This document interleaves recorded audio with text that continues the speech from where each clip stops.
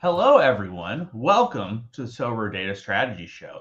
As is being discussed currently in the comments section by Tifosi, are we late or no? No, we're not. We're on time. We got rid of the old person who sometimes would cause us to be late. I made sure I started us right on time, so we have everything going well. So joining me today, as you guys see, is not Andrew Laird. It is Josh Forth. Josh, how's it going today? Hi, Sean. Can I just really say congratulations on your superb intro there. Much better than Laird's normally is. So, well done. We're just looking to have improvements all around. So I'm looking forward to it. Josh, this is your first strategy show. I don't think you've been on one, have you? Correct. Yeah. Buzzing for it. I figured it's a good time to get Josh on the show. He sort of hits the topic well, and he's had his long hiatus of not playing the summer, unfortunately for him. So it'll be a good person to have on the show and be able to discuss things going. Yeah, as you guys see, Laird is not here. Unfortunately, he had to get a week-long suspension. I was on Twitter the other week, and I got a message from his wife, and she said, and I quote, that she saw some bullshit from her husband lying about the wallet that he has, and she wasn't thrilled about it. So she had to put him on a week's vacation where he is forced to have as much family time as possible and deal with a lot of kids on vacation. So I felt like that was proper punishment for him, and he'll most likely be back next week. Maybe he'll have some more family time to attend to. We'll have to wait and see. But anyways, as you guys see here today, the topic, we're going to talk about efficiency. I know we talk about it sometimes on the show. Josh is someone that sort of plays into the efficiency standpoint. And I think we can talk a lot about his journey as an overall within the platform, because he's changed strategies quite a bit. He was one of the first people that actually went down a road that we talked about last week in stacking. So I think it's a good time to sort of talk about. So Josh, you want to talk about, for people that maybe aren't familiar with you, like sort of what your strategy's been and where you've gone so far during your Sorare journey? Yeah, okay. So, sorry, forgive the interruption. My 4-year-old just decided he wanted to be involved in the SorareData strategy show. I joined the Gary V room, Sean, actually. So I knew nothing about Gary V, but just coincidentally joined, I think right before, like the week before. And basically, I think my thought process was just to try and sort of get as high as possible in divisions as early as possible, with sort of trying to get up to super rare levels, because I just saw there was less competition there. So go, sort of get up to play Division 2. And then they like butchered the prize pools, and they were just pretty horrific for a long time. So made the sort of plus EV plays of trying to prioritize D3 lineups, or pro lineups as they're now called, for a long time, I guess the majority of my Sorare career.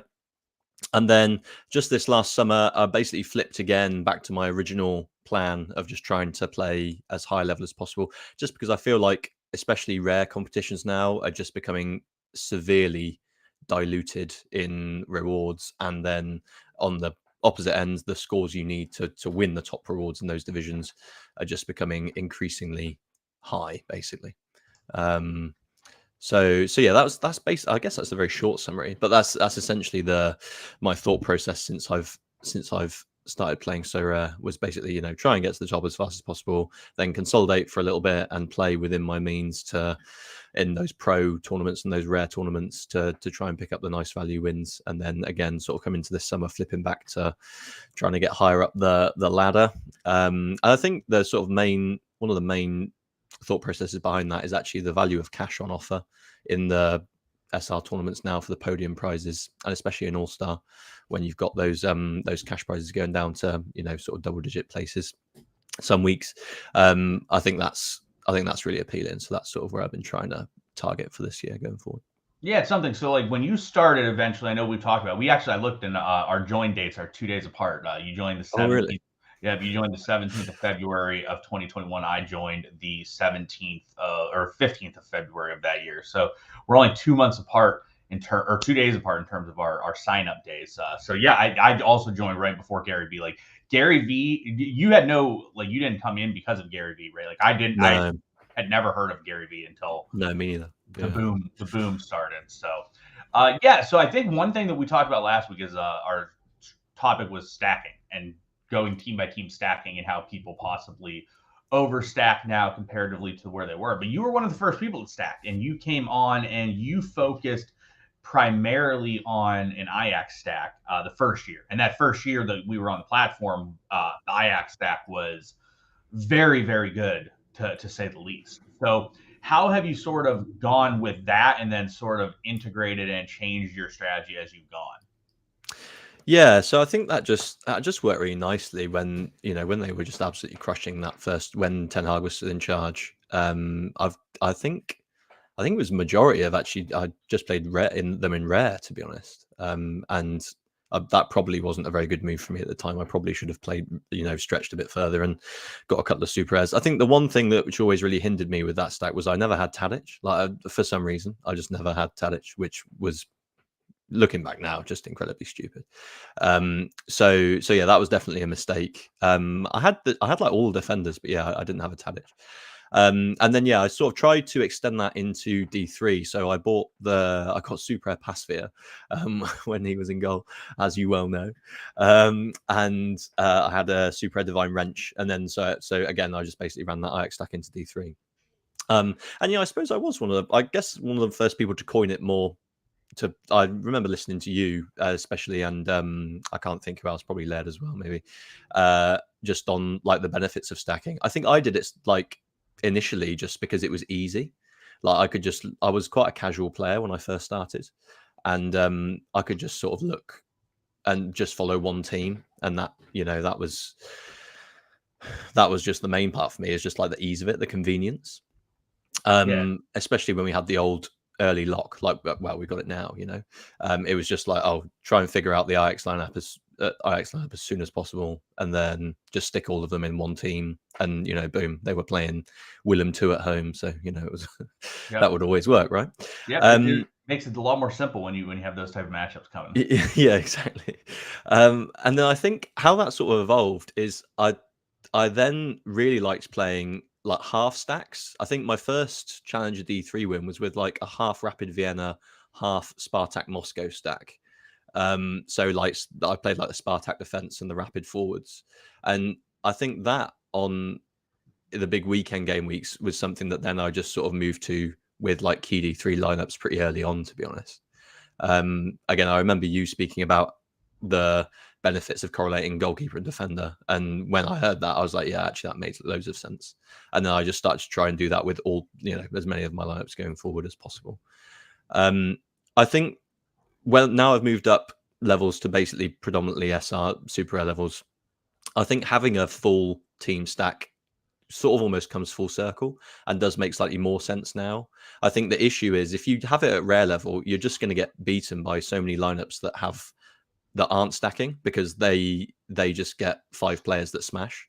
And I just think that a lot of the time in rare, because of the variety, the variation you have in cards you can select there, and the amount of players that are now available at rare level, you're just going to get hit by too many of those. Like, I think it's a suboptimal tactic. I'm sure you guys talked about this last week on like a full weekend game week. If you're running a full 5-man stack, Yeah. Unless you've got like absolute god fixture matchup, like Celtic versus some amateur Scottish team or whatever. Yeah, it's very tricky, I think, to really produce stacking wise, or just in general. Like, I mean, the rare division we've talked about it's very difficult to do well or to end up near the top of the leaderboards. Rare Pro still reasonable. I think you can still make it happen in Rare Pro to some extent, but I think that in the rare divisions, like, it's very difficult. You can still win cards and you can still win okay cards, but it's very difficult to actually hit the actual top end of things. Whereas it's a bit more reasonable to hit a little bit lower down, hit tier 2s, tier 3s type of cards. But the issue is, to hit tier 2, tier 3 cards, you likely need to have the super high end cards anyways to get the job done. But so in terms of sort of efficiency and stacking, so the first thing to note with Josh, and we have discussed this before with him. I've made fun of him. However, last year his stance was different. So I'm going to get what his stance was this year. So Josh does not play during the summer. He just takes the summer off. I don't know how he does it, but he does it. He does not play America, does not play Asia. As you guys see here, he's not going to have those type of cards in the gallery. Like you see all European cards, no exposure really to anything in Asian America, actually 0 cards to Asian America. So last year, so 2022, at the end, towards the middle of summer, end of summer, Josh was just in the DMs complaining, saying how this was the biggest mistake ever. He's never going to go another summer without playing again. And then this summer, he decided to do the exact same thing. So I do think his opinion is different this year. And the positive with doing that is, like, let me rephrase. I don't recommend doing that, but that's because I enjoy the summer and I enjoy those players. Chani is in here and he says, "Go on, Josh," and he says, "F the summer." The summer has some near and dear cards to my heart, so I can't go with summer. But last year, you said it was like one of the biggest regrets. You hated not playing the summer. Did your opinion change this year comparatively to last year? Yeah, I actually quite enjoyed my break this year. Do you know, I'm not quite sure why. I think because of the World Cup, things just got pushed so far back, and that just made such a big difference. Like, I think last year I missed out on, like, I can't remember the exact. I'm pretty sure it was like 10 weekends where where I didn't play a card, basically. And then this year it was like 5 or 6, like really not very many at all. And I just don't think the break was long enough for me to sort of miss playing, to be honest. Like it, and I was, quite busy personal life this summer, which again probably wasn't the same last summer. And then I was sort of busy rejigging the whole gallery as well. So I think the weeks just sort of flew by, and I wasn't really thinking about what I was playing or what I wasn't playing. And then before I knew it, I had some RPL cards coming back and some H&L cards coming back, and I can make some nice lineups. So I think the shortness of the break just really helped with the summer FOMO. I think, was it January this year? I think January this year I bought a full River Plate stack, but then sold them, or maybe it was January last year. Anyway, one of the years, I bought some River Plate cards at Christmas when they were cheap, with the intent of playing them in the summer, basically.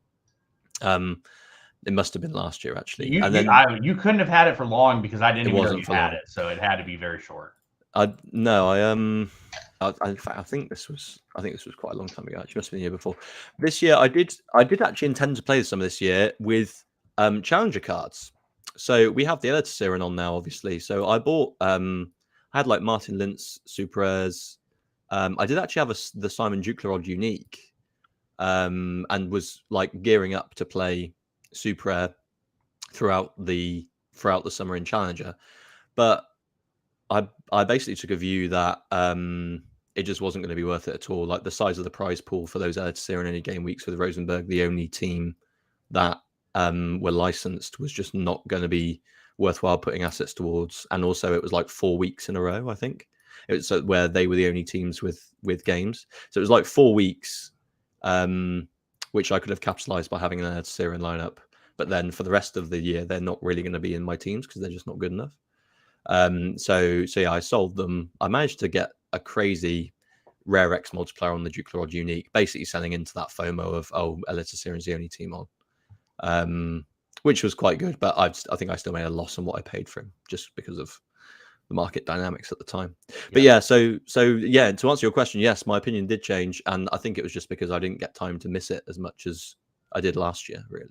I definitely think that your life obligations and the fact that I think you're correct too. The summer was not that long, right? Like, the summer was a lot more minimal time frame. But as you guys saw there, Josh is having a good week in Challenger Europe Super Rare. He should get a card there, I believe. But so this is where we talk about the actual topic of the day. And Raul is in chat. Hello, Raul. Hello, everyone else. Thanks for joining us, everyone.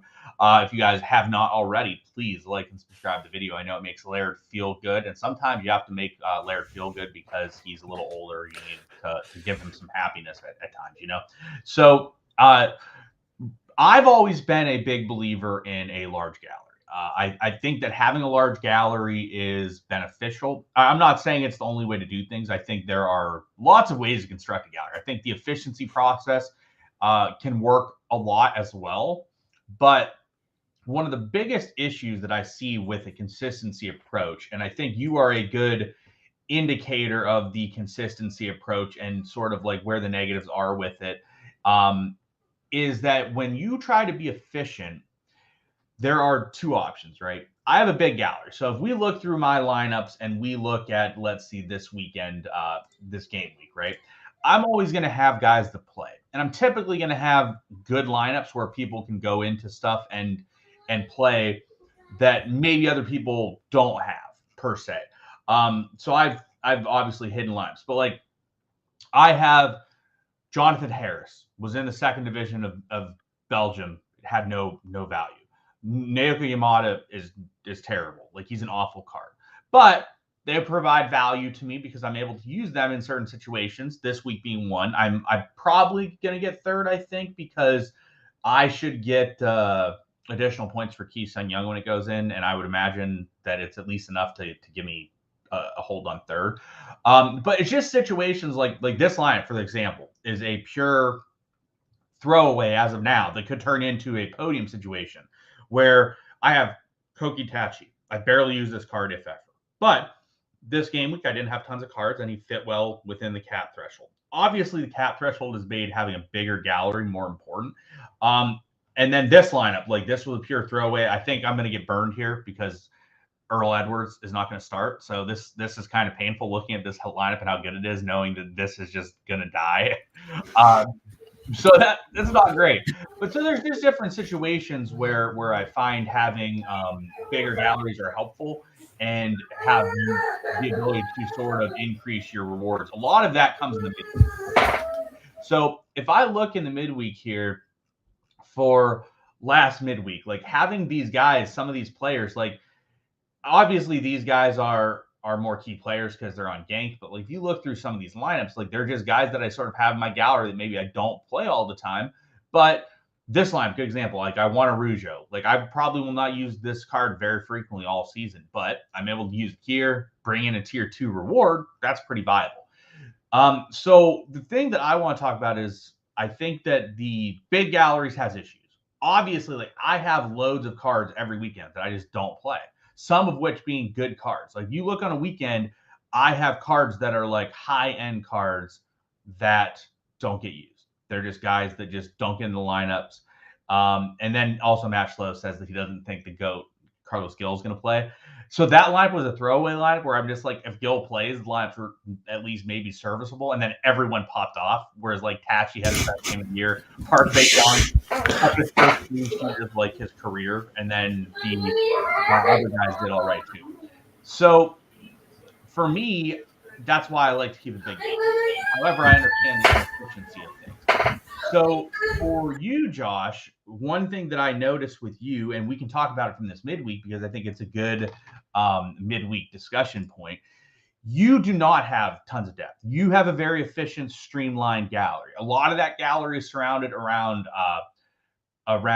Turkey with Galatasaray, surrounded around Zagreb with Croatia, and centered around Spartak Moscow and other teams. AZ Alkmaar being one of them. Obviously, you have Pavlidis and Classy as well. So for those that aren't aware, by the way, if you haven't looked yet, the AZ game is now covered. It just got covered in the last. So this is something to know about. But if we look through what Josh has for this upcoming midweek, right? Muslera, Understall, elite level matchups, great cards for this upcoming midweek. He has Chopper, Bardacki, very high level cards that are super good for this upcoming midweek. Then you go here again. This is a little bit rougher. So if Classy didn't play, he's down to Rafalov and Sadalek. It's not the best midfield situation. And then forward, if you go down to this, Pavlidis up until a little bit ago had no other game, or his game wasn't covered. So you basically have Noah Lang, and that's it. So from my perspective, and I look at things, I'm like, wow, if this AZ game wasn't covered, you would be in deep poop. Whereas now you've sort of been able to get a little bit of help from it with the AZ game being covered. It gives you additional options. So I know you've been talking before this got added. You were like, man, I really need the AZ and Zagreb games covered because if not, I'm kind of boned. So how do you view it from that perspective in terms of efficiency? And like, do you view the way you're doing things as the best way to do it? Do you think that you lack some efficiency due to a lack of cards, or how do you view it? Yeah, I think I would really have been screwed if I would only been able to play one lineup if AZ wasn't covered this week, and that would have really sucked because of the goalkeepers that I have. So, so yeah, I've always feel like the limiter on your lineups is like how many goalkeepers you have. I just like it, everyone's just short on goalkeepers, aren't they? Because no one wants to buy them, and you need them to make a matchup. But yeah, I would like to have more cards. I just think that this is the strategy that I've gone for now in terms of trying to step up to play Super Rare predominantly, and hopefully I can win a good number of cards throughout the season to then bolster those lineups. I probably won't be doing much selling now. It will be more about like packing out my gallery. And yeah, I would like to. I think like on a big weekend now, when everyone's back playing, I will have just about enough cards when everyone's fit to play like all the competitions I want to play. But that doesn't give me enough wiggle room, really. Like I need to have 20 or 30% more, in my opinion, cards than the lineups I want to be playing to account for injuries, suspensions, fixtures being changed. Like Osijek got their game postponed last week because they've got a big Europa Conference League matchup coming up against Adana Demirspor. So they postponed the matchup last weekend. So I went from having 3 goalkeepers down to 2, left out a load of players because I didn't have another goalkeeper, basically. So yeah, I would like to have more cards. Just basically budgeting at the minute doesn't mean that I can get more in. So whatever I win will probably just be compounded back into getting more cards. I'm probably filling out a bit more of the stacking options. Like I'll probably buy another Galatasaray defender, probably buy another AZ attacker or midfielder. And then maybe a couple of Celtic cards if I can. But yeah, that I would certainly like more for sure. And yeah, I would be happy leaving out good cards on the weekend if they had a poor matchup, or like I've said, if they were injured or suspended or whatever, then obviously that's fine. But I do need to account for that moving forward, and it will mean that I need to be a bit flexible with how many lineups I'm running each week as well. Yeah, I think that's Josh also fits from the he doesn't abide by the spend more money strategy that I've come out with, which I think is a great strategy. But sometimes, sometimes you have to zig when other people zag, right? So Josh has to zig when I just say to spend more money. He's like, I know, and that's valid. So yeah, I think that one of the things that I know. So Josh is gonna agree with this, but Josh has had very good stacks or very good options for the last year and a half in like the super division. And like as someone with less lineups, Josh only has those 2 to 3 lineups a weekend that can produce for him. So if they don't produce or he has 1 DNP, his weekend gets over very quickly.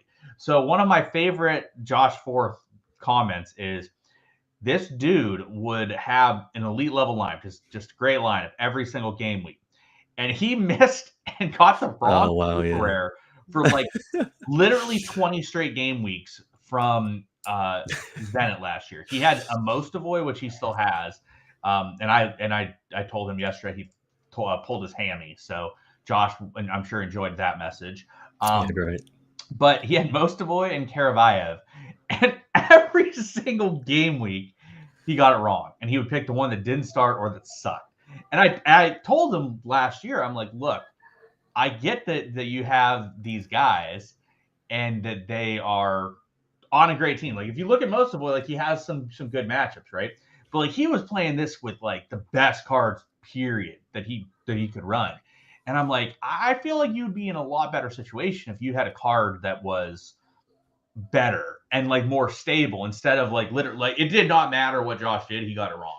And it was week after week. He just would just get blasted by this decision. And I think that sometimes when it comes to efficiency standpoints, if you are going to be efficient, I really think that you have to have the correct players to be efficient with.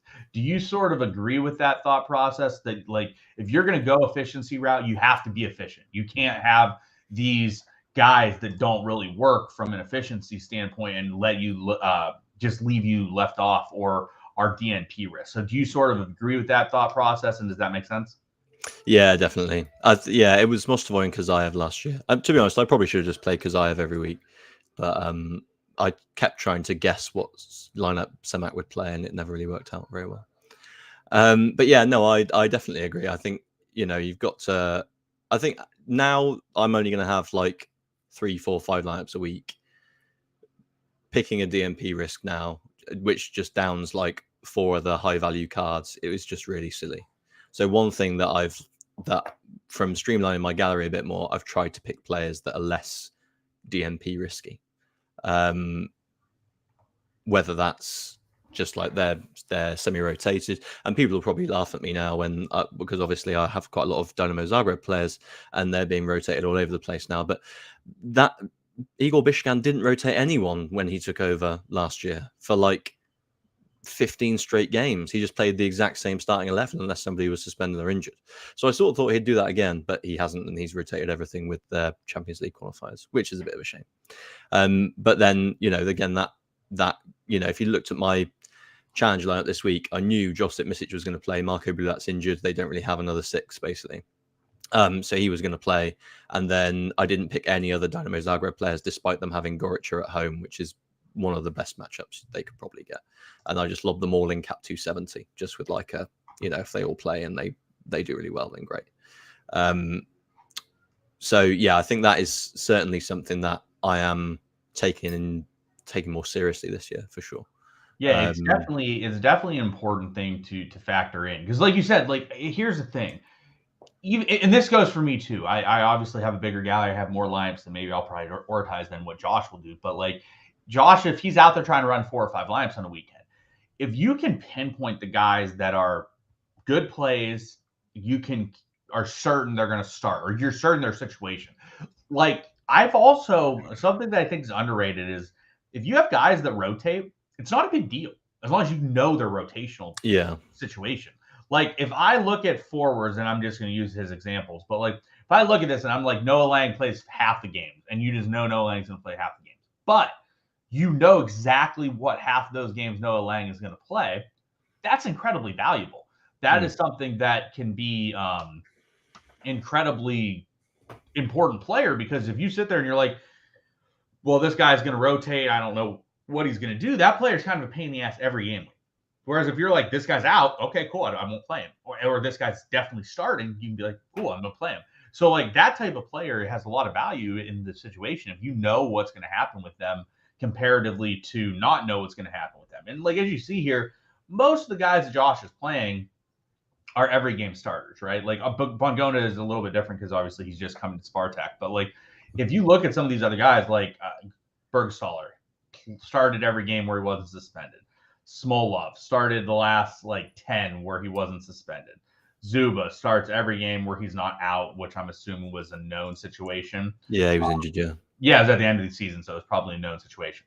So like doing stuff like that makes it a lot more feasible. So what going into this year, Josh, is your most important like what is your plans from a lineup building perspective every week? Like where are you starting with stuff? How are you building them out? And are you foregoing extra additional lineups to make sure that some of your lineups are as good as possible? Yeah, so I'm basically going to try and make sure that All-Star, Super Air, and Challenger Super Air are like as good as I can get them. And then just lobbing everything else in the cap tournaments that I have left over that I don't like the matchups, etc. I do plan to play All-Star Pro and Challenger Pro as well, but my rare stacks just got absolutely decimated by Saudi moves.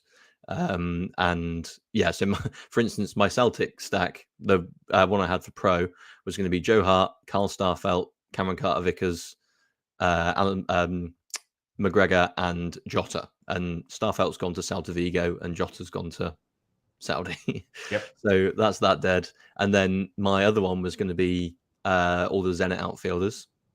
So I forget which Super Res I was going to play, actually. I may have even sold one. But anyway, the forward was going to be Malcolm. So again, he's gone to Saudi and wasn't sure on the goalkeeper situation. So once I have got a couple of wins under my belt and a bit more of a nice wreath balance, and I've got players that I know are going to play, I will be dipping back into the rare market to bolster out those D3 lineups, basically. So that's basically one of my short to mid-term plans, I suppose. And then, yeah, in terms of from a lineup builder perspective, I'll probably still be favoring Challenger. I know this is something you would definitely disagree with, but I basically think that like at Challenger Super, I've got some of the better cards that you're going to be able to get, and I'm not going to run into Gil or Messi in Challenger Super. So I can play those in there and be, quite confident that I'm going to be there or thereabouts in terms of, really, really challenging for sort of the top of that price pool bracket. No, I think it's a lot more viable than before. Like before, there were so many elite level cards in Challenger Europe, whereas like some of them are leaving. Like Malcolm, elite level card is now no longer there. Grimaldo, elite level card is no longer there, and they're like leaving, and they don't like their replacements aren't that player. And so I think that there's becoming a lesser high end in Challenger. Granted, there's still a lot of cards in Challenger. I'm not saying the scoring will be less, and then also like Messi obviously just came in and just smacking for Miami. Reynoso's been one of the best cards on the platform this summer for Minnesota. Like he's come back and looked well. And then you're going to have a lot of other guys that are very strong options as well. So I think it makes a lot more sense. So like, for example, if we look at this weekend, you're probably going to be looking at a lineup and you're going to play like, let's say, so your Challenger super lineup. And so here's another question for you. So I see obviously you have a Valencia unique, but he is not as good as your other players, like your other goalies, like maybe like Schlager has a better chance at a clean sheet, obviously. Understall has a better chance at clean sheet. Same with Muslera.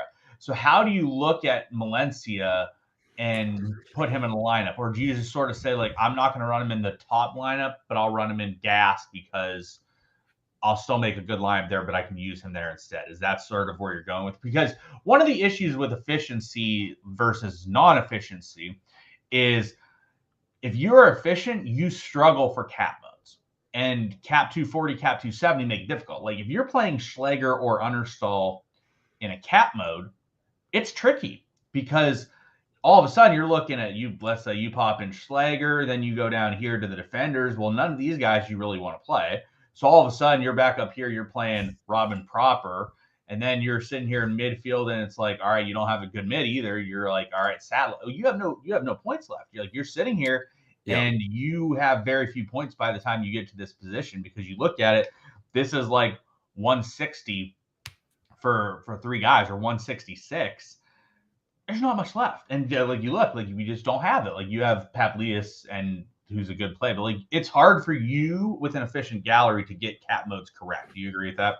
Yeah, definitely. And that was one thing that I knew was going to be the case going into this season, to be honest.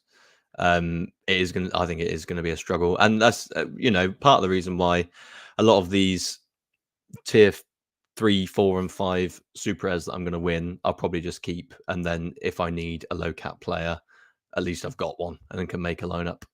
I think going back to your Malenica issue, it will definitely be that I will just play him in a lesser priority lineup. Like I'll play him in gas over instead of challenger.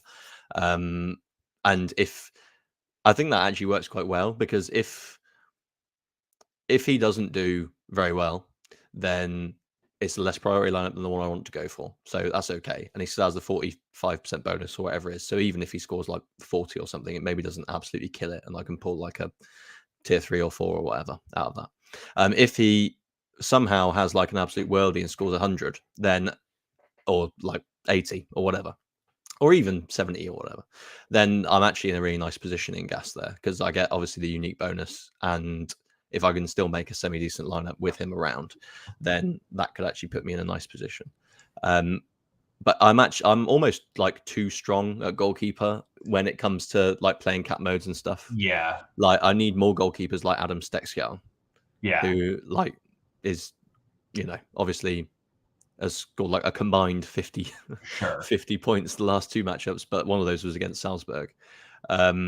And against Altac, maybe he has a better chance. They're slight favourites to win the match.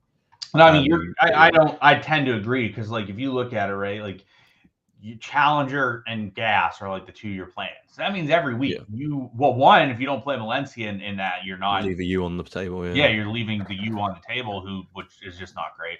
But then even so, like this weekend, there's a good example. One of these 3 guys is not going in your priority lineups.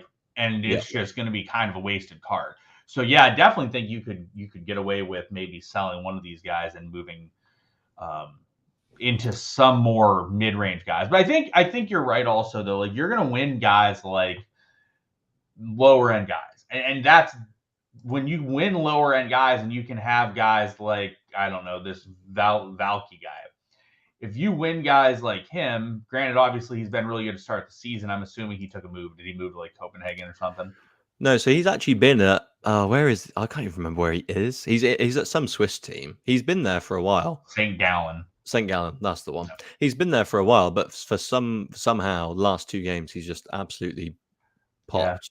He does not have long-term scoring like that. But anyways, like all of a sudden you're sitting there and you win, and we can use this as an example. You win John Zwischenberger. Very nice pronunciation. Yeah, and you win him, and this card has value in cat modes. And for you, even more so, because you just don't have cards to go in cat modes. Yeah, exactly. So like a card like this, yeah, he sucks. 30 L15, like bad. But he pretty much is around that 30 L15 every game because it's not very high. So if you have a guy like that can provide value to a gallery every week. You look further down, like you look at Petroshenko, and again, not a great card, but he can be used. And that's where I think that it definitely comes from. Like you just talked about, like you win some tier 3s, like tier 3s will really help your gallery right now because of where you're able to put them and where you're able to get value out of them. Because you don't really have any of those. Like Pavlidis, like if he stays at a 45 L15, like he's got some issues anyways. So like I'm gonna assume like Pavlidis, I'm gonna assume literally all your forwards soon are like 55 and above. Yeah. You would hope. Yeah, I think you'd think so. I've been amazed with how well Fedor Smolov started the season, to be honest, bar that game against Zenit. But it's against Zenit. But yeah, I think the rest of them, yeah, I think you'd think that they'd probably be pretty high end forwards, I guess.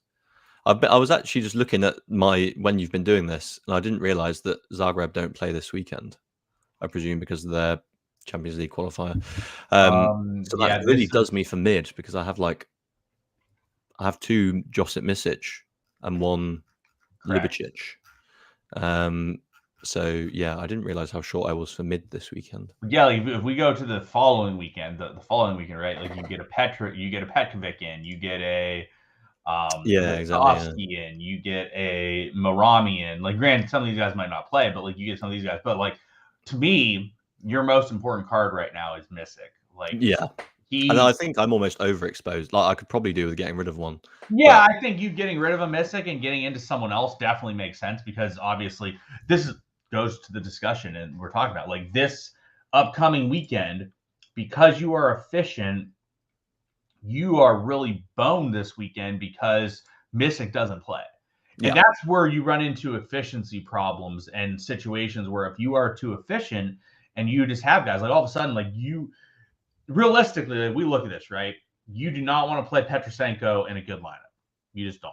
No. You do not want to play Sadalek in a good lineup. Like those are 2 guys you really don't want to play in a good lineup. Then you move up here, most avoid Hammy pulled. Injured. Definitely pulled Hammy yesterday. You probably don't even want to play him.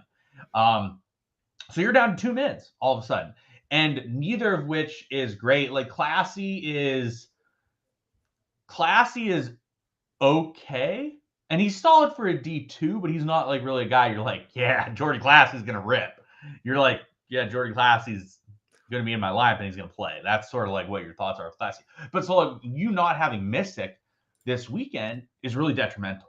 And that's always my concern with the efficiency standpoint is when you are too efficient and you are too tied to one team, but you don't stack. And for example, like I'll give an opinion, the idea with this, you don't fully stack Zagreb, right?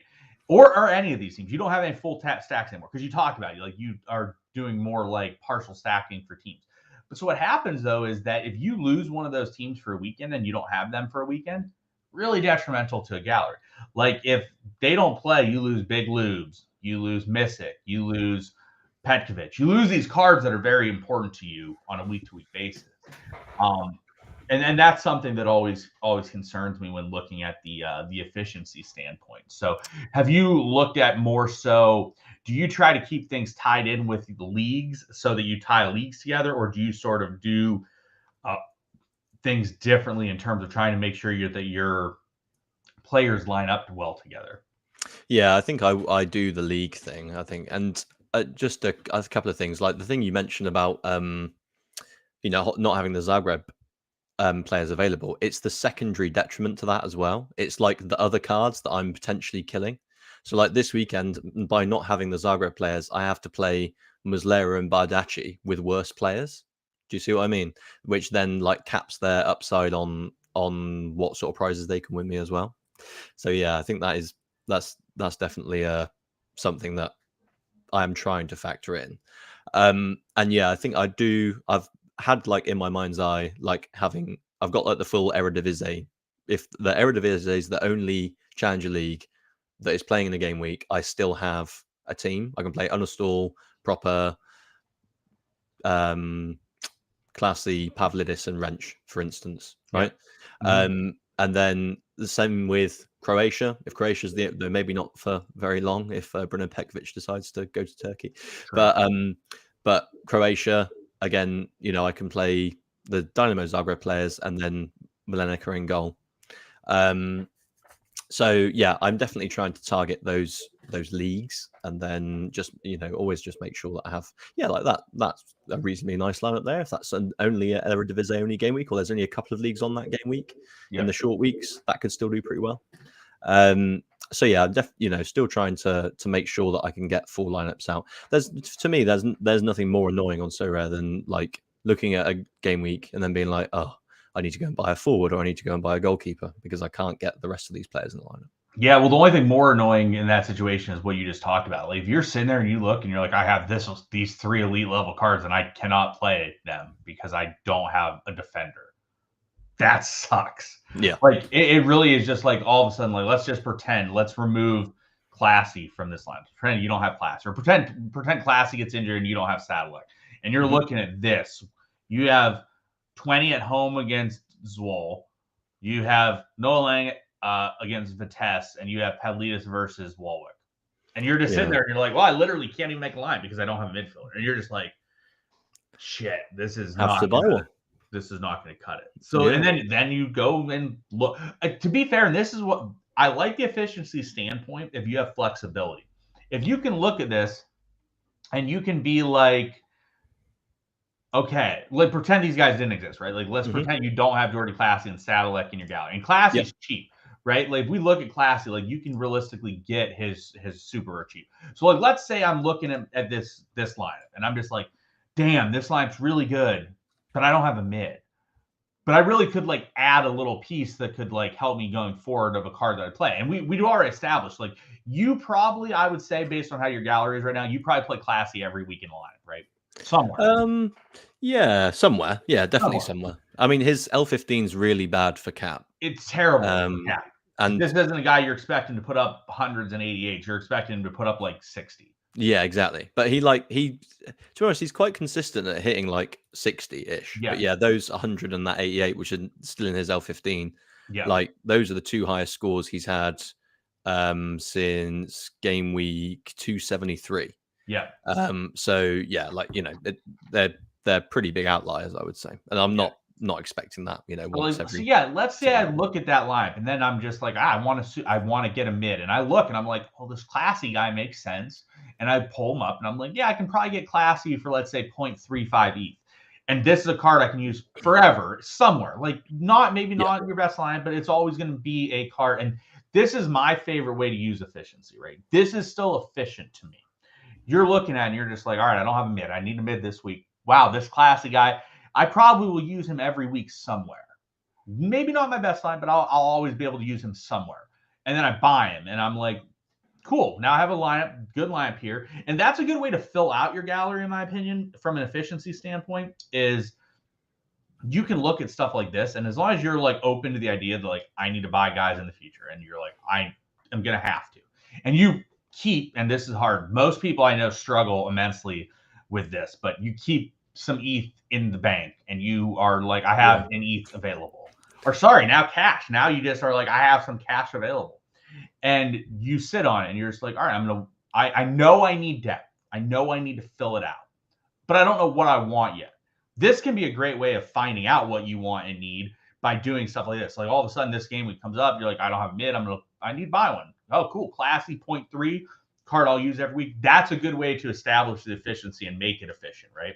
Because I think there is a balance between having too many cards, like I do, because I'm every week just not using cards that are elite, comparatively to maybe you who have too few cards. Whereas you have the ability to now go and buy a piece like this, have it in your gallery, and be like, this is great. So XMK Productions says that Josh right now clicking list on that extra Mystic card. Well, I think I think he's undervalued. Yeah, I don't disagree with that. So I'm not gonna sell him now because I mean maybe he isn't. I just I think I paid like 1.2 for my first one, which is obviously like it was obviously a different time, but it's not even that far. It's not even that far off right now. I think the Mystic's price still around. I actually tried to bid on the one. Yeah, I mean, I guess it's lower. It's 0.7. Maybe I'll go into Josh's office and try to buy one of his Mystics after the show because it would be a good card for me, I think, to have from a long-term perspective. But XMK Productions asks do we think Pavlidis moves now? His Greek friend Hatsiakos left leads. I think that Pavlidis is definitely questionable whether or not he leaves or not. Like, I think it's definitely possible Pavlidis leaves. I don't think it's a definitive either way. Would you agree, Sorare, with that on Pavlidis? Yeah, I think he's definitely the most risky outside of Carlson. Carlson's gone, I think, right? They're just waiting for everything to be. I mean, I would have said that last year too, and he just never left. But I mean, it doesn't. I don't think it makes sense for Carlson to stay anymore because at this point, they have other guys that are there that are ready to play. Like Ben Brederode, I think is ready to play, and I think keeping Carlson would be a disservice to everyone involved, probably. So they have rejected 3 bids for Pavlidis now. I forget from which club, but they did reject the 3rd bid. I think it was 14 million euros, and they basically said that they won't take any less than 20 million given his contract situ. Which and I don't think they're in a rush to sell Pavlidis because like they sold they sold Reinders for what 25, 30 mil, 20 mil. Like they got a big amount for Reinders, and I don't think that they're in a rush to sell anyone else because they want to compete this year. I think they want to be as good as they can be this year. If we look at the AZ team, they have major issues though. And I was going to say they're not going to compete, Sean, if they keep selling all their defenders. So Matt Ryan is fine. They moved out Vindal, and Vindal left to wherever the hell Vindal went. I don't even know. And so XMK Production says that some of the AZ pages were saying that some of those bids were false rumors. Yeah, I believe it. I'm going to be honest. This window has been the least fun I've ever had on Sorare. And I'm not even talking about from a like Saudi perspective, which has obviously been the worst part of the window. Just Saudi. Every morning I wake up and it's just like 4 more of my players have gone to Saudi Arabia or rumored to Saudi Arabia. But I don't love the transfer window in general from a Sorare perspective. Like we were talking yesterday, I had no freaking idea Wendell was still actually on the Zenit team and was going to play ever again for Zenit. I thought he was still in Brazil and was just waiting for the official transfer to Flamengo or whatever. And then I see Wendell sub in. I literally was talking to Josh. I'm like, where the hell did this come from? And you're like, yeah, no one wanted him, so they told him he has to come back. And I'm like, it's the transfer window is so confusing to know exactly what things are going to happen. And then literally, I wake up every morning, I just have 3 more cards linked to Saudi, and it's just miserable.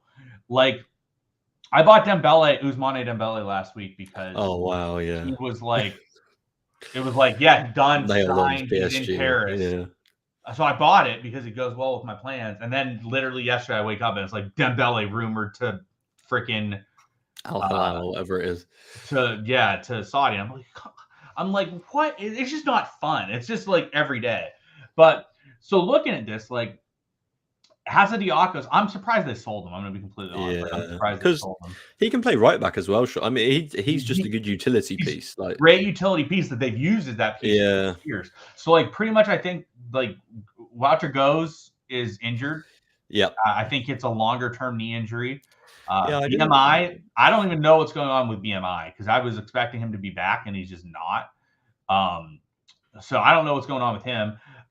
They sold Bukuma, so he's gone. And then Decker, I think, is also injured to some extent. I'm pretty sure Maxime Decker has a small injury. Yeah, so Goes has an ankle ligament injury, which could probably take a while. He could be out for another couple of weeks. Wasn't the Goes injury a knee injury? Was it ankle? I think it was ankle legs. Okay. I'm not 100% sure. I think his was like he's going to be out into the season type of injury. Yeah. I'm trying to see if Decker. I thought Decker had a. No, I guess Decker was played the other day. Yeah, I think Decker's okay. But Decker played the again, but like you're playing I mean, I know this is what AZ do, but you're playing like a 19-year-old centre half there with no other defender. Like, are they going to play Mies de Wit next to him? Like, what are they doing here? I mean, you'd think so. Like, I think Mies de Wit's solid. I don't think he's good enough to be like a locked-in starter. I'll be interested to see how Wolf is. XMK Production says Bruno Martin's Indy's got to be close. You'd think. I mean, I don't know at this. Yeah, no one knows. Yeah, like I expected him to be ready at the end of last year. Like, wasn't he rumored to be ready after the World Cup? Yeah, it could have been. I think no. Didn't he get re-injured? Wasn't he ready after? And then he let me see if I can find it. Might have, but like so you have like the back end is a bit murky, but like this is where it gets busy, right? Like you got Classy, he's gonna play, and Mijnan's gonna play. Like these two are gonna play. Yeah. Then you have I think Bazor is gonna play center back. Like well, that could work. Yeah. I think Bazor, like they played yesterday. Did you see their lineup yesterday? Yes, I did. Yeah. So I'll pull up their lineup as we're going through this. But so like you have these two are gonna play. Like they are gonna play. Then you have Mihailovic, Bazor, I think is gonna play center back. Then you have Danny DeWitt. He's probably gonna play if he's there. I would assume, right? Like I'm gonna assume if Danny DeWitt is there, he's gonna play. I think close to definitely. If DeWitt's there and fit, like I don't see him not playing. So all of a sudden, this is your midfield, right? Classy, Mijnans is going to be in the Reinders role, which I think is actually more beneficial for him. And then you have Danny DeWitt, and then you have Mihailovic, who I think is ready to play. I think he has had time to acclimate a bit now and could play, but who knows? Then forward, you have Van Brederode. Let's pretend Carlson is gone for this. Yeah. Then you have Jens Odegaard, you have Pavlidis, you have Lotto, you have Barassi, you have Meerdink, you have Poku. Yeah. You got a lot of guys in those forward spots, but none of them, like, I don't really think they want to run Meerdink at striker yet this year. And I think another season, I think. Yeah. I think another season with him, like, getting some minutes is what they prefer. But so, like, pretty much like right now, right, you have Van Brederode, Carlson. I also think Odegaard could play striker. Like, I think if he's gone, like they would run that. So it's like left wing, Van Brederode, Carlson. If Carlson leaves, Van Brederode just gets the keys, I think. I think Georgie will be like the backup there and will sort of be the backup midfielder as well. Will sort of be what Georgie role is. Then you have Odegaard and Pavlidis at striker. I don't know if Odegaard is going to be as much of a focus on the right wing because you also have Lotto and Poku.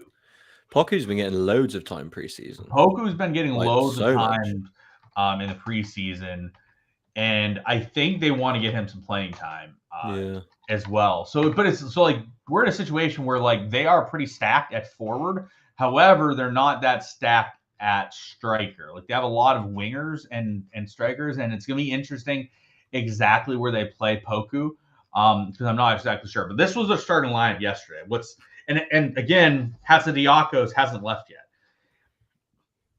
Will he leave? I don't know. He started yesterday. Or not yesterday, but Saturday. So I'm assuming he's gonna leave based on the rumors we've seen, but again, who knows? But it was Matt Ryan, then the back line was Sugawara, Hatzidakis, Moeller, Wolf, and Bazor. So that was their starting defense yesterday was Sugawara, Hatzidakis, Bazor, and Moeller, Wolf. And on the bench, I don't even know who their backup center back was on the bench. It had to be one of the young guys. And then they started Classy, Mihailovic, and DeWitt in the midfield. Yeah. Which I don't know who played in the Reinders role in that lineup because I wouldn't think it would be DeWitt or Mihailovic, but it had to be one of them. And then they ran Van Brederode,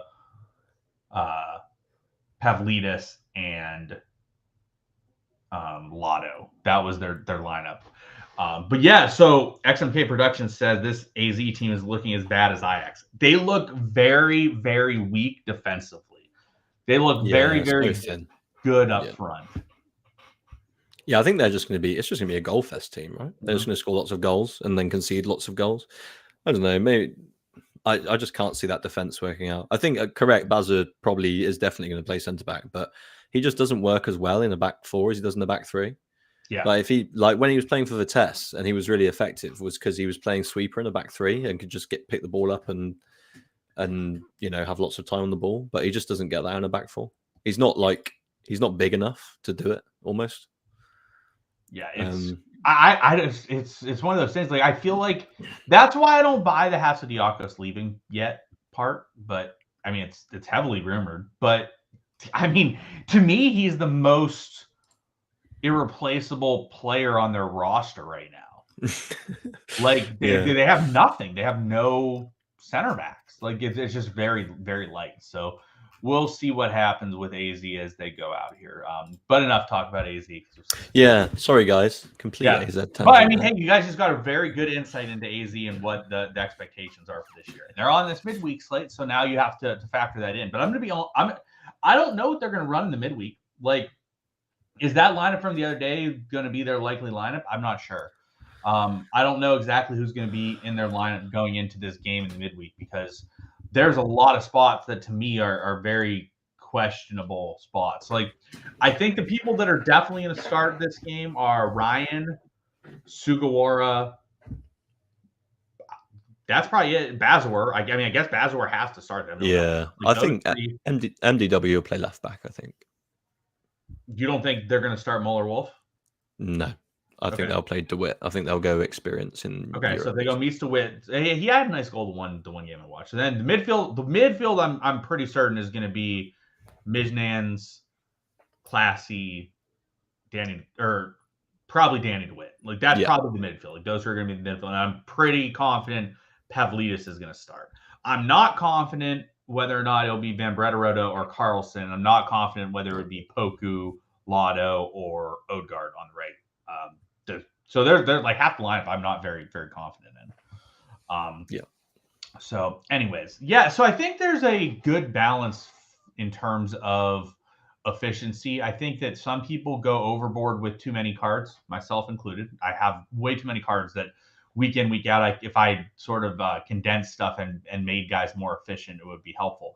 And then I think that there are people that do not have enough cards and are inefficient that way. So it's just kind of they're both inefficient, right? Neither of them are efficient. And I think you fall into that category where you just do not quite have enough cards to handle a week by week situation.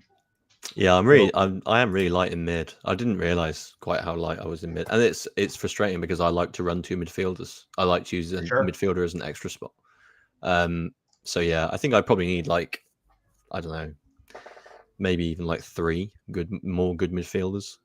Which is, and to be honest, exercises like this and just looking, it's hard to know where you're short at or where you're heavy at until the season starts.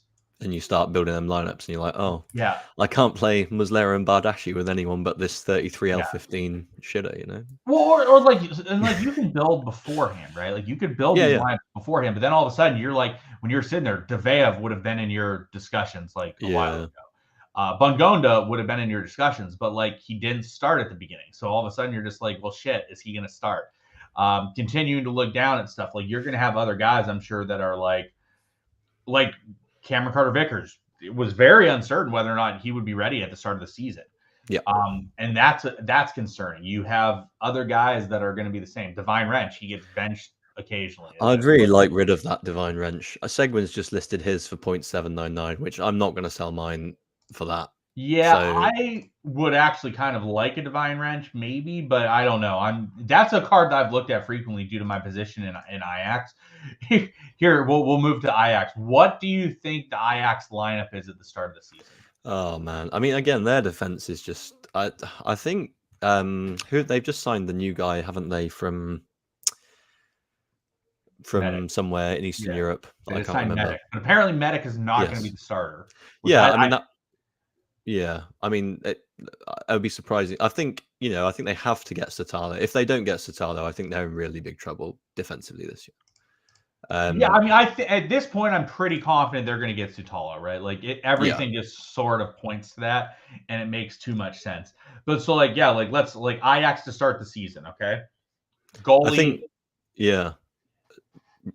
really. I think Joel Hatto is going to play so much this year. Like 17-year-old kid, he's going to be a very, very popular player on the platform. Yeah, the issue is Hatto doesn't have a card, so now you can't play him from Ajax. But so I think their right back is going to be Wrench. Yep. And I think Jorge Sanchez will be the backup right back. Yeah. And then at center back, I think it's going to be Sutalo, and it's probably going to be a shit show, to be honest. Yeah, I think so. Yeah. I think it's going to be a shit show to start season. Especially with that Alvarez moving as well, Sean, just really just absolutely crushes them because he just covers so many spots. He makes up a lot of the deficiencies defense has. Yeah. And him gone will hurt them. Left back, they hate Wijndal. It's very clear they hate him. Yeah, I think Hatto will play over Wijndal at left back, but Hatto could also have to play left centre back if they haven't got enough. And Kaplan, they're expected to play Kaplan, but Kaplan's a 20-year-old with no experience that has been injured for a long time and is injured again. Is he going to play midfield? Kudus expected to be gone. I don't really think Kudus stays any chance. Yeah, no. But maybe. I mean, stuff falls apart all the time. Alvarez gone, so midfield's going to be Vanden Boomen, Kenny Taylor, and Tahirovic. So Tahirovic will play. Is he even on here? Where is he? Okay, so Tahirovic I would really expect to play. Oh, there he is. Okay, so yeah, I mean, I think he's definitely going to play. You think Tahirovic is going to play in the midfield? Yes. Okay. Yes. So Tahirovic, and then you have forwards are going to be at this time Bergwijn. I mean, we've still got Berghaus as well, unless he moves to Antwerp, which is he has his suspension at the beginning of the year. Oh yeah, What was that? Was for trying to punch that Twente fan, right? Yeah, he punched a fan. Yeah. I don't know how he only got 3 games, to be honest. Yeah, well, because apparently the reason he punched him was because they were being racist towards Brian Brobby. So I think that's probably been taken into account. Okay, that's more reasonable. And then Carlo Borges is going to play right wing, right? Yeah, I've heard very good things about him. Or he's going to play left wing and Brobby's going to play 10 or something. Anyway, he's going to play. They're not going to sign him from City with a buyback clause or whatever and not play him, I don't think. There's no way he's not going to play. But they paid $17 million for him. There's no way he's not going to play. Yeah. He's coming in and playing. So yeah, we'll go through some of these top end teams for derivative EC because that seems fun. We'll go through PSD and we'll go through Feyenoord quickly. So PSV, Benitez is going to be the goalie. Apparently Drommel is eligible to leave, so he's going to be the goalie. Defense, I think it could be. So I heard rumor that Van Aanholt is not going to start. Yeah, no, Mwene's going to get the gig by the looks of things. Yeah, which is interesting. I'm kind of surprised by that, honestly. Very surprised. I don't think. Yeah, the prices don't match, obviously. Yeah, but so defense I think is going to be pretty. As you see, their defense was really Gagli and Ramalho, I guess, or maybe Teze. Yeah, their defense did not score well last year. Yeah. Midfielders, Veerman should be really good this year. Yep. Because I haven't seen anything to indicate anything negative on Veerman leaving. Nope. I haven't seen anything on Sangare. Have you seen any rumors on Sangare? Yeah, the only ones were Nottingham Forest, but I'm not sure what Haber's just put in the chat. Tell Josh not to play his best SR team in Challenger. Sorry, Ryan. I am going to do that. Yeah, Haber thinks you have a full Galatasaray stack. So I do not. Yeah, I told him to give me an example of who had the exact Galatasaray stack as him, and he gave me you, and I was like, perfect. I literally know he doesn't have it. So and very easy for me to call bullshit on that one. Yeah, I don't know. I haven't seen anything on Sangare that's. I think they expect Sangar to leave, but there's Forest. There's interest from Forest, but I don't think there's been any. I haven't seen any official bids or anything. Yeah, but Sangare's been playing in all the. Yeah. So I mean, maybe the plan is they just want him for the qualifiers, and then they can let him go after that. Maybe. Yeah.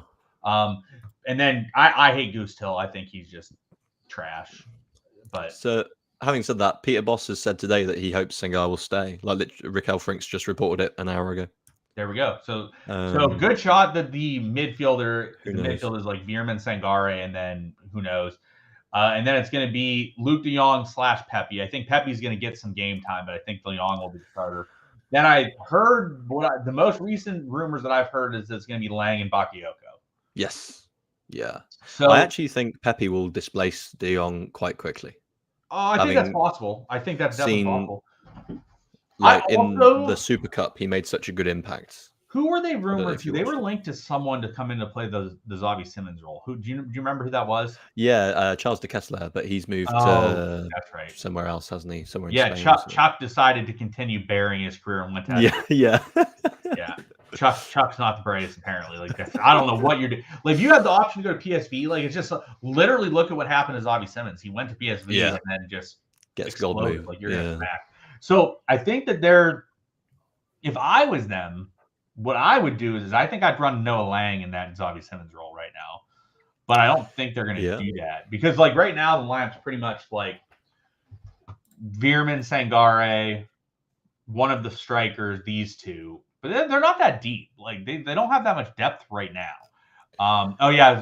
So Danny Alves just said Astor Franks. I forgot about Astor Franks. So, Franks, I don't think it's official yet, but it seems really likely that Franks goes there. So, in that situation with Franks, I think that that'll be Sangare, Franks, and Veerman. They do have a really talented youth prospect coming through, Isaac Babadi. I don't know if you've heard of him. I have not. But he played against Feyenoord at the weekend, and I think unless they do sign Franks, he's probably got a good shot of playing quite a bit. Yeah, it makes sense. Also, Pepeta said that Nkunku was out multiple months. That's interesting on Nkunku. That's really unfortunate to see. That is unfortunate. Then the last thing we'll go through. Well, I guess we can go through 22 because. So if we go to Feyenoord, Geert Trida was heavily linked yesterday. I saw. Yeah, wasn't it like a 30 million? Have they made that bid? Leipzig. I'm sure someone said something about a 30 million bid or something.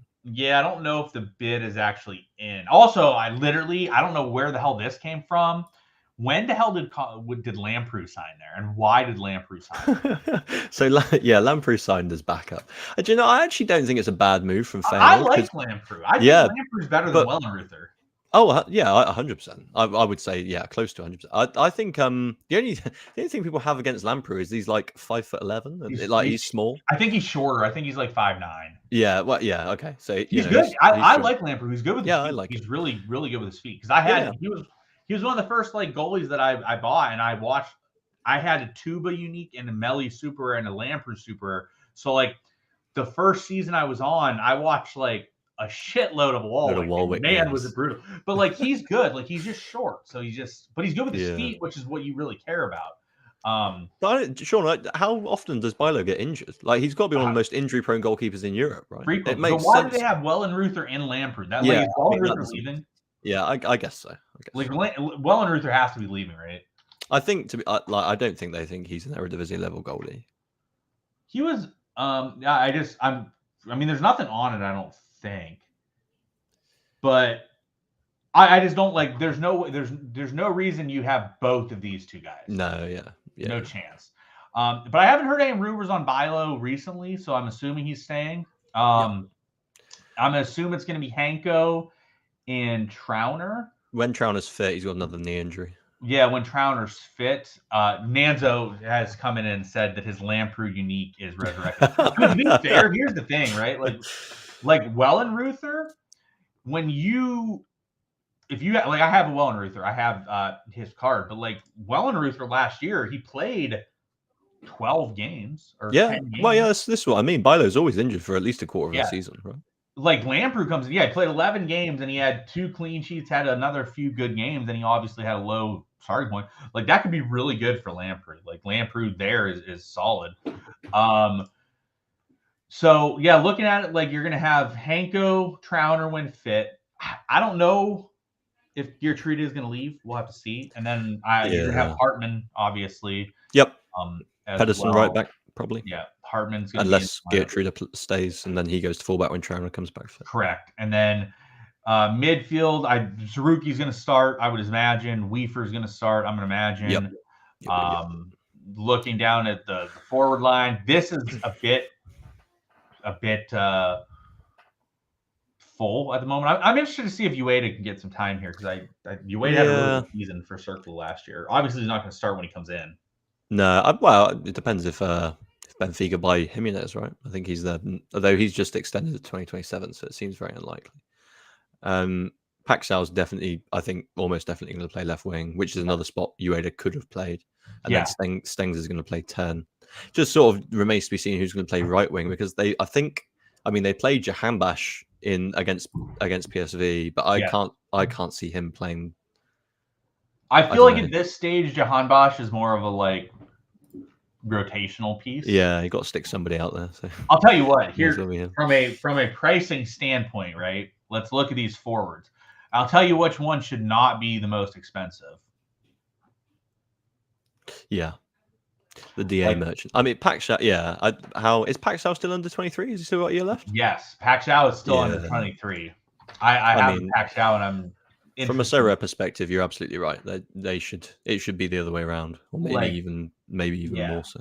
Paxal should probably be the most expensive but I don't understand why Jimenez is this price. I don't even think he's a good card. Yeah, I guess you can probably expect some. Can you expect increased output this year? I don't know. I mean, what did he do last year? To be honest, this is probably I mean, dude had 24 decisives last year. Yeah, this is probably as good as he's going to get, isn't it? Really? The dude had 20. Let's pretend. Let's just look at starts. But dude had 24 decisives, and no score above 85. Yeah, that's just not a card that you should realistically want. That's not great. I don't know. That's just me. I don't think that's a card you should be looking at. And then the last thing we'll look at is 20. So 20. Do you know how long these small injuries for? Looks bad, right? I think looks not good right now. So I'm not expecting him back. I don't know, 6 weeks or more. Yeah, I'm trying to see if there's an actual. I don't think we've had any feedback from the club on how bad his injury is.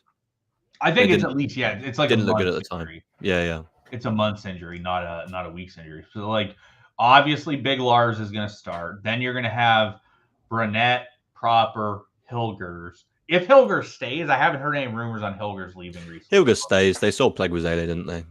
They sold him, so he should start. I don't know what they're going to do at left back. Yeah, that does remain a mystery to me also. Alex just said that today is the medical test for Keith Small. So there you go. Some info on Small today. Midfield going to be Sadilek, Vlap, Stein. I think Sam Stein is sort of locked in that role at this point. Yep. And I sold his Super last year, so that was great for me. And then forward's going to be Ugaldi. Yeah, they're really light on the wings as well. Probably going to be Dan Rotz. Dan Rotz has played quite a lot, hasn't he? Yeah. The issue is that I don't know how good Dan. It's such a big. I think it's a massive step down from Misijan and from Cerny and Misijan to Rotz and whoever else they're going to play there. It's going to be play against Hammerby. So they played Vlap on the wing. I mean, that could be okay. It could be serviceable at least at Eredivisie standards, but that's not great. Yeah. Also, for people that aren't aware, Suwon FC Lars Veldwick had his contract terminated by the team for drunk driving. So not great for that. Not great.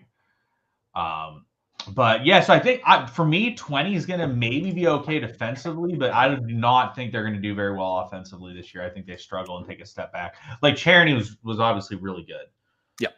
Losing him is pretty detrimental. But it'll be interesting with the Eredivisie starting this weekend. We see a lot of people starting. Yeah, Matt Schlow said that they should sign at least 2 guys. The issue is I'm not.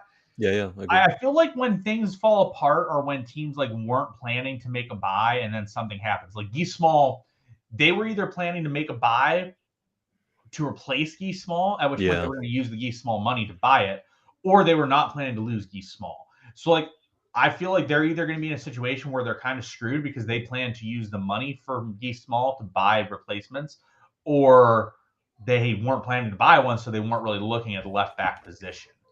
And that's when teams sort of fall apart, when you haven't really been spending the time in the window looking for that position to replace. I think they've. I think they've. It's unfortunate for them that he's got injured, but his contract's up June next year. Like he's going to go for free now. Like Yeah. no one's going to buy him with this sort of injury. I don't think. Depending on obviously what the results. I think there's a good shot that Gee's small injury is a very detrimental long-term thing for 20 for multiple reasons. Yeah. Now maybe they are able to re-sign him because maybe this injury causes him to take another year. Maybe they extend him by a year or something. Yeah, possible. For sure. So, all right, everyone, that's going to wrap it up for us today. Big thanks to Josh for joining us.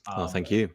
Make sure you guys smash the like button and subscribe, and make sure you guys comment and say how bad you guys feel for Laird being suspended for the week, and that you are looking forward to having him back. I know that that will make him cheerful and happy as well. So for Josh, I am Sean. Thank you guys. We will see you. Actually, I think I am back tomorrow with the office hours with Maxine. So you guys get a double dose of me this week. What more could you ask for, right? All right, guys. For Josh, I'm Sean. We'll see you guys later. Thank you.